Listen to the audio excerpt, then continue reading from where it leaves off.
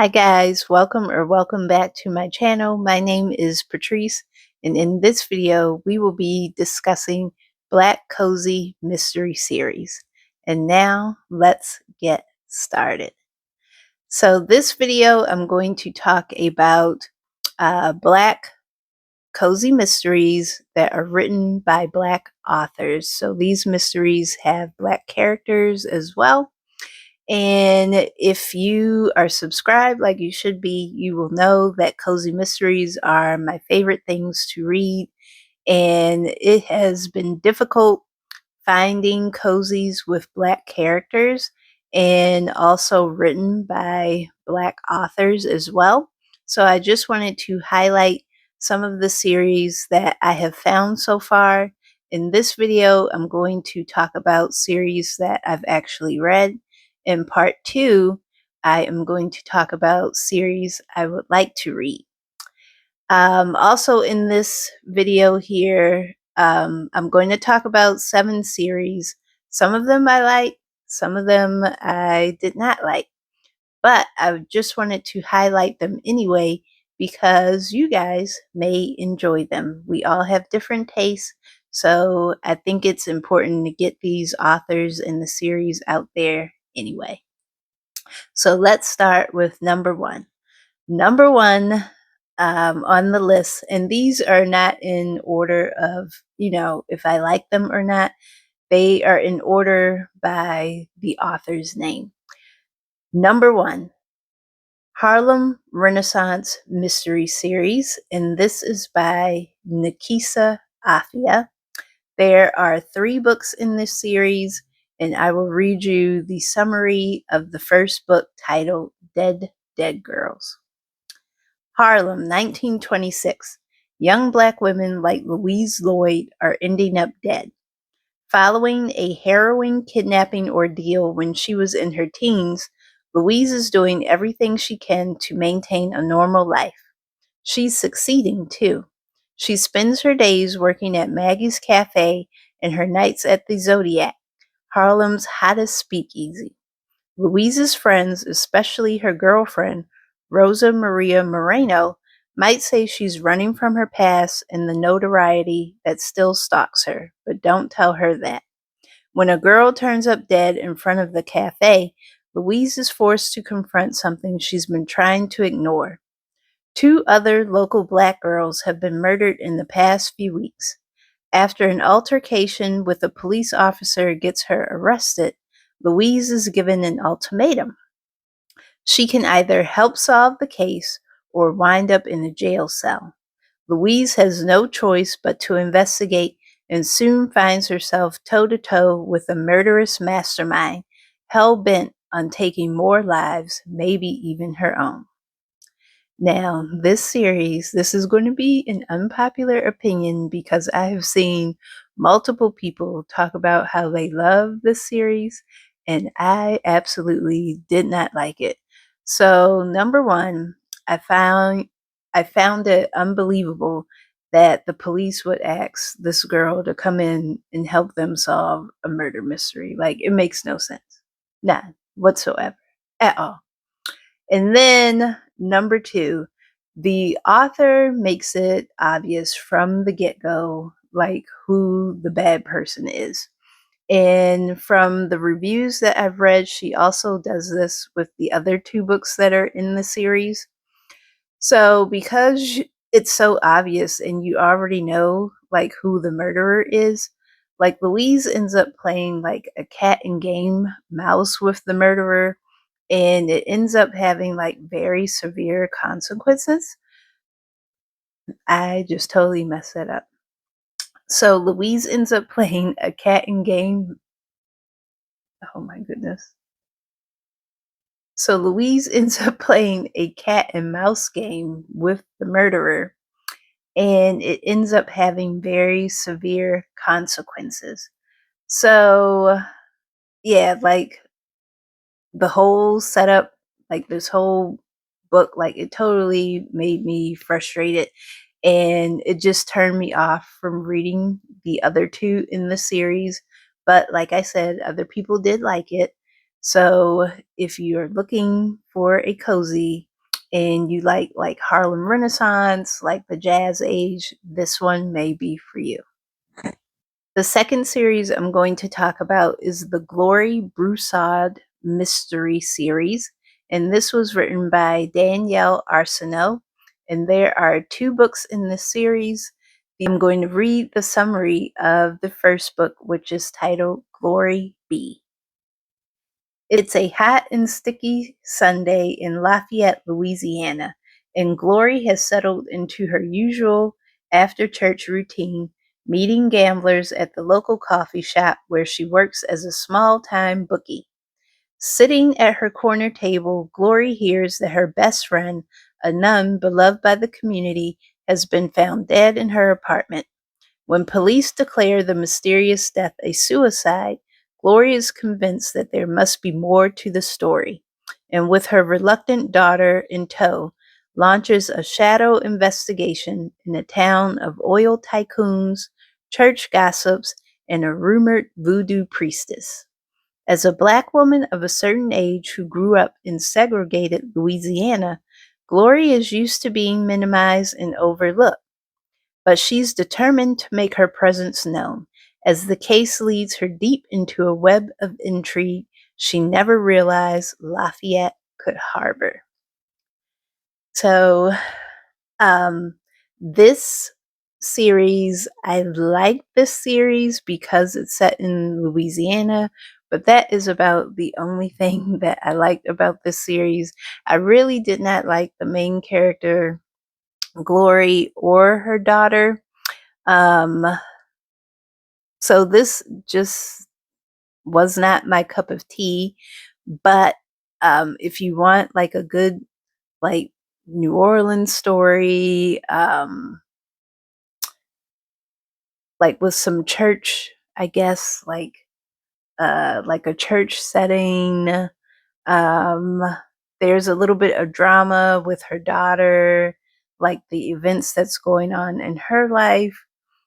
You may enjoy this, but I did not. The next series on my list is the Baker Street Mystery Series, and this was written by Valerie Burns. There are currently 3 books in the series that you can get now, and a 4th one is on the way. I will read the summary of the first book, 2 parts sugar, 1 part murder.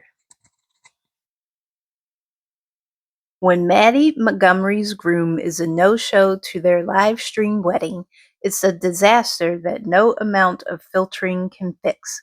But a surprise inheritance offers a chance to regroup and rebrand, as long as Maddie is willing to live in her late great Aunt Octavia's house in New Bison, Michigan for a year, running her bakery and caring for a 200-pound English Mastiff named Baby. Maddie doesn't bake, and her shoes aren't made for walking giant dogs around Lake Michigan.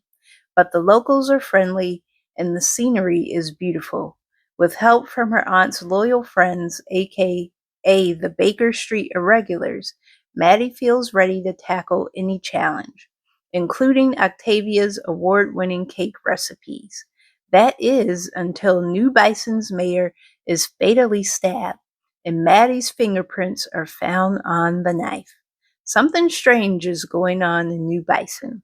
It seems Aunt Octavia had her suspicions too, but Maddie's going to need a whole lot more than a trending hashtag to save her reputation and her life.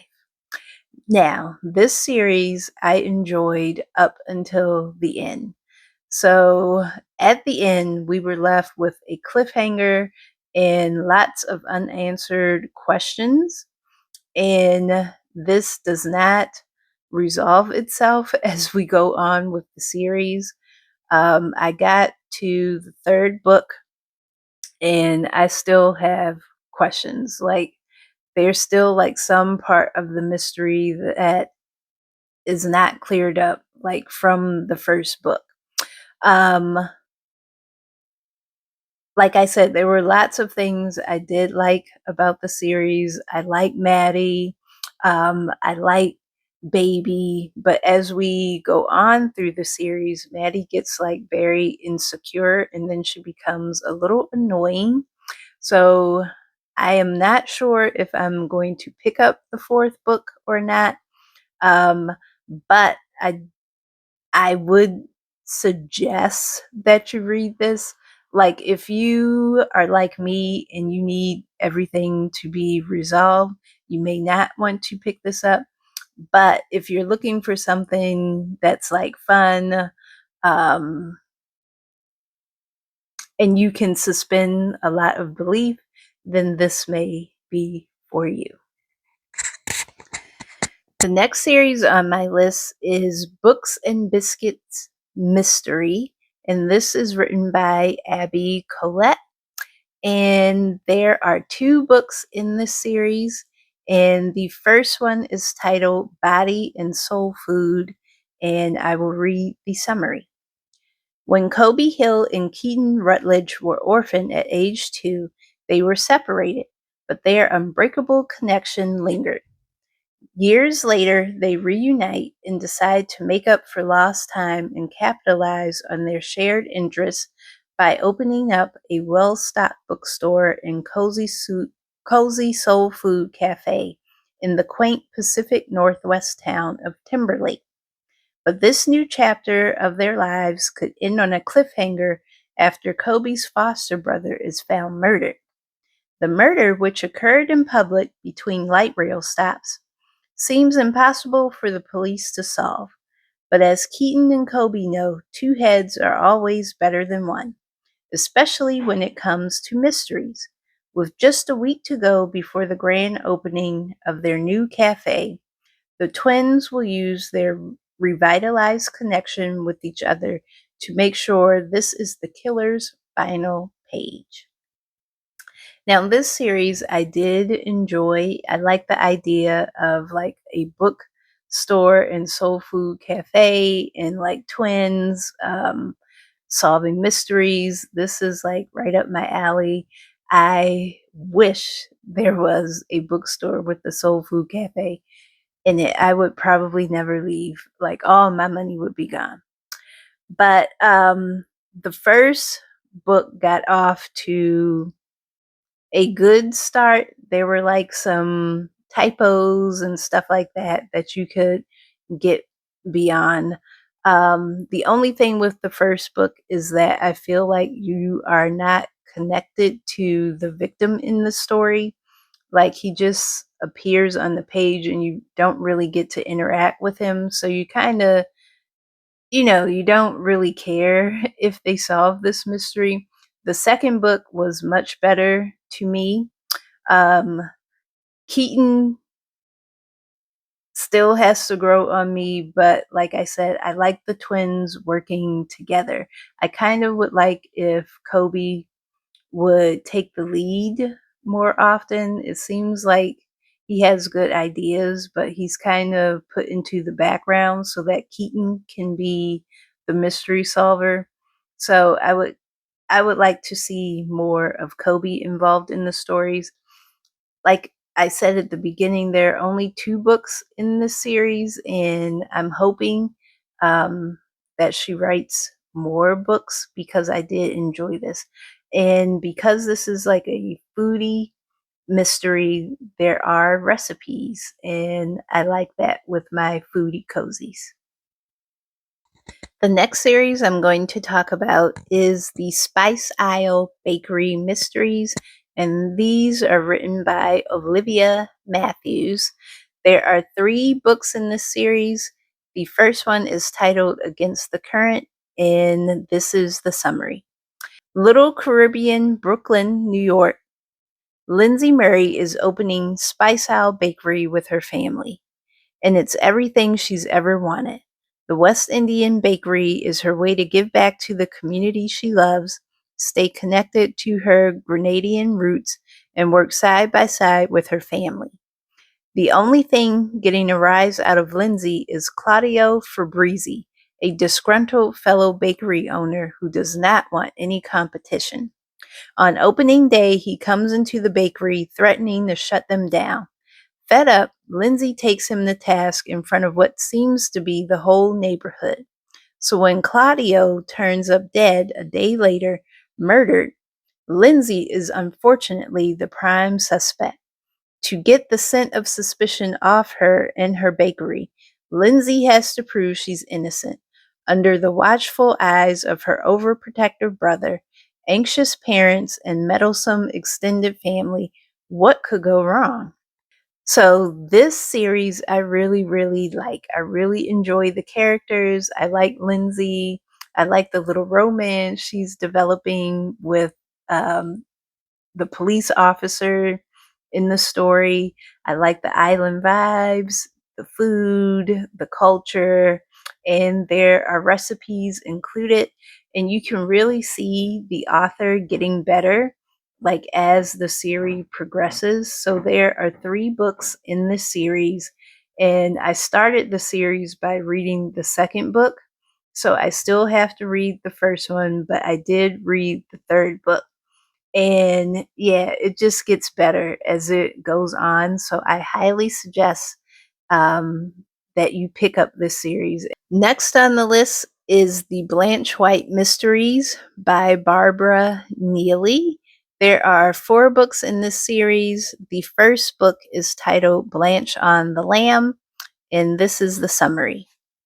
Blanche White is a plump, feisty, middle-aged African-American housekeeper working for the genteel rich in North Carolina. But when an employer stiffs her and her checks bounce, she goes on the lam, hiding out as a maid for a wealthy family at their summer home. That plan goes awry when there's a murder and Blanche becomes the prime suspect. So she's forced to use her savvy, her sharp wit, and her old girl network of domestic workers to discover the truth and save her own skin. Along the way, she lays bare the quirks of Southern society with humor, irony, and a biting commentary that makes her one of the most memorable and original characters ever to appear in mystery fiction. I really like this series. This is probably one of the first mystery series that I started with. My grandmother actually had these books and she let me read the first one, and I was hooked. This is like, I think this is like around the Renaissance time, like Harlem Renaissance, because she mentions like Langston Hughes and the Talented Tenth.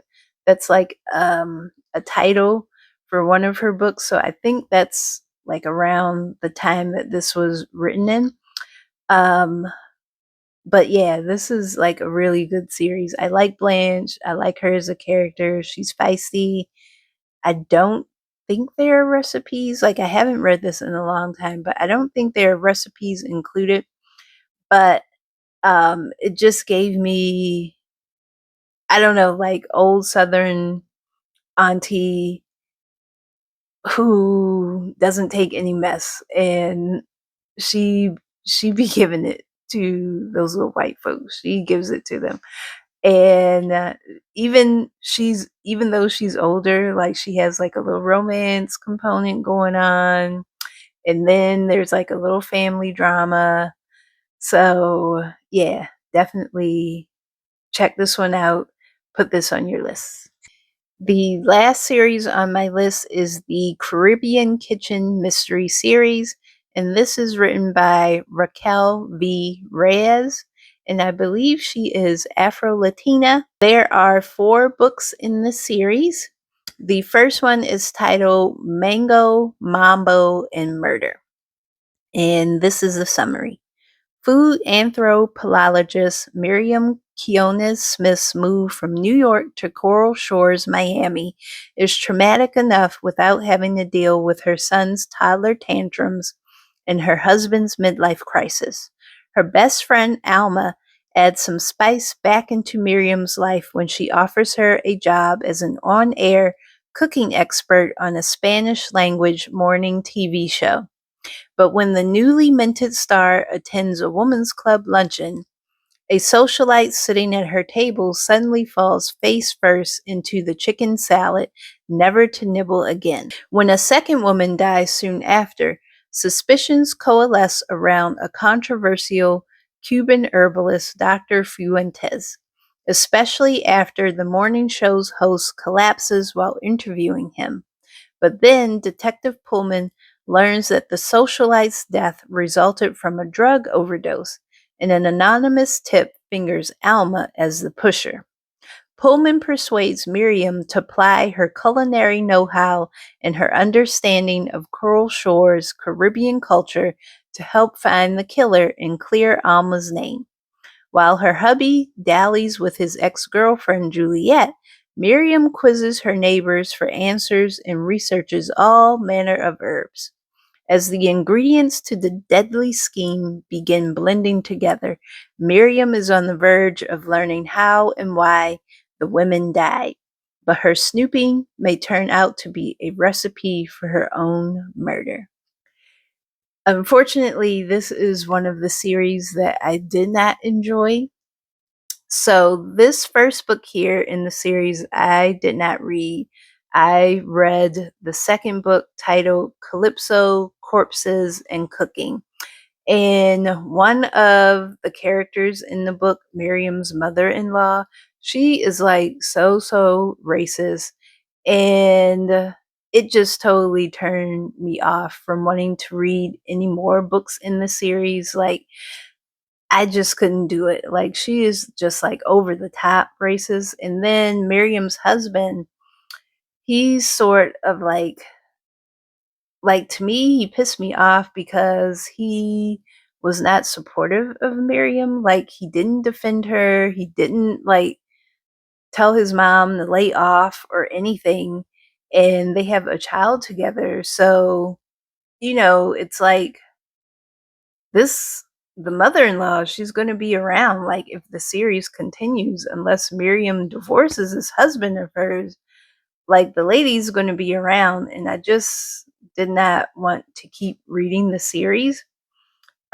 Just a few things to keep in mind. So these books have like a lot of Spanish in them, and sometimes like it's not translated. Like, you can understand by the context, like what's being said or whatever. But if you don't know Spanish, like that may take you out of the story because you don't know what they're saying. So just a note on that. And I believe recipes are included with these books, so that's a good thing. Even though this was not my cup of tea, you guys may like it. Um, you do get like a Afro Latino vibe from it. Recipes are included. It was just her mother-in-law's character that just threw me off and just made me not want to continue the series. Now we've made it to the end. Those are all of the series that I have read so far. Please let me know if any of these sound interesting to you or if you have read any of these series. And as always, don't forget to like, comment, and subscribe. And I will see you the next time. Bye-bye.